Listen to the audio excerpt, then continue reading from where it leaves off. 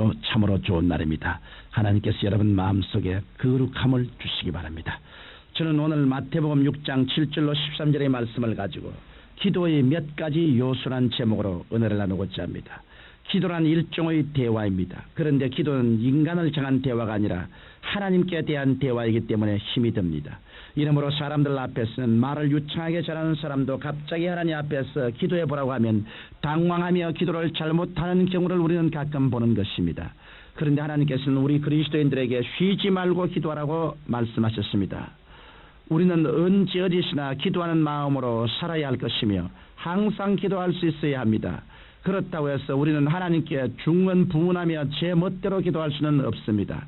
우리가 전지전능 무소부지하신 하나님께 나아가 기도드릴 때는 기도의 요소를 알아야 하나님께서 원하시는 기도를 드릴 수 있는 것입니다. 기도는 그리스도인들에게 있어서 특권이요 천국의 보고를 여는 열쇠요 마귀를 무찌를 수 있는 강력한 무기입니다. 하나님께서는 우리의 기도를 통하여 역사하시는 것입니다. 이러므로 저는 오늘 기도할 때마다 꼭 들어야 할 몇 가지 요소에 대해 말씀드리므로 여러분 모두가 위대한 기도의 사람이 될 수 있도록 도와드리고자 합니다. 첫째로 우리는 기도할 때 하나님을 찬양해야 합니다. 성경 시편 22편 3절에는 이스라엘의 찬송 중에 거하시는 주여 주는 거룩하신 이라고 말씀하고 있습니다. 하나님께서는 찬양을 향기로 삼으시고 그 찬송 중에 거하시는 분이십니다. 이 때문에 우리가 하나님의 임재를 체험하기 위해서는 하나님께 찬양해야 하는 것입니다. 우리가 하나님을 찬양할 때는 먼저 만유의 창조주 되신 하나님을 찬양해야 합니다. 하나님께서는 우주 만물을 창조하셨습니다. 은구슬 금구슬을 뿌려놓은 것 같은 밤하늘의 별들, 푸른 산과 계곡, 넓은 들과 망망대해, 아름다운 꽃과 풍성한 곡식 및 과일, 이 모든 것은 하나님의 위대한 솜씨입니다. 이러므로 피조물인 우리는 먼저 창조주 되신 하나님의 은혜를 감사하며 찬양해야 하는 것입니다. 나아가서 우리는 우리를 구원해 주신 하나님의 그 사랑을 찬양해야 합니다. 죄를 짓고 멸망할 수밖에 없는 우리를 구원하시기 위해 독생자 예수 그리스도를 이 땅에 보내시고 십자가에서 죽게 하신 하나님의 사랑을 깊이 찬양해야 하는 것입니다.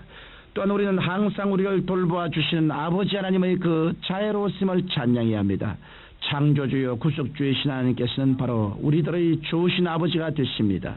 이러므로 우리는 우리의 아버지 하나님의 그 모든 자애로우심에 감사하며 찬양해야 하는 것입니다.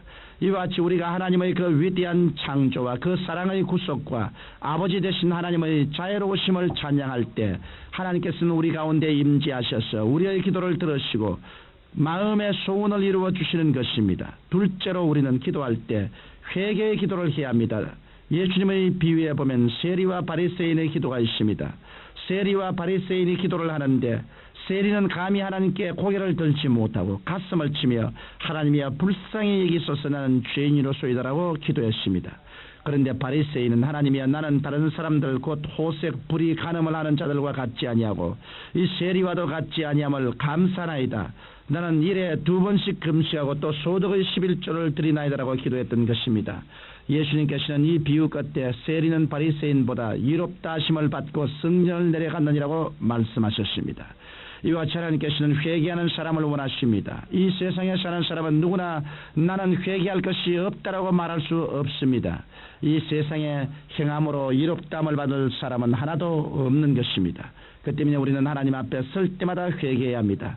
성경은 만일 우리가 우리 죄를 자백하면 저는 미쁘시고 이로우사 우리 죄를 사하시며 모든 불의에서 우리를 깨끗게 하실 것이라고 말씀하셨습니다. 우리가 회개할 때 하나님과 우리 사이를 가로막은 죄악의 담은 허물어지고 하나님께서는 우리의 기도를 들어주시는 것입니다. 셋째로 우리는 하나님 앞에 우리의 소원을 간절히 구해야 합니다. 우리가 찬양하고 회개하였으면 그것으로 기도가 끝난 것이 아닙니다. 그 다음에는 축복을 구하고 소원을 아뢰어야 하는 것입니다. 여러분 중에는 혹시 안 구해도 하나님께서 우리의 사정을 다 아시고 축복해 주실 텐데 라고 생각하는 분이 있을지 모르겠습니다.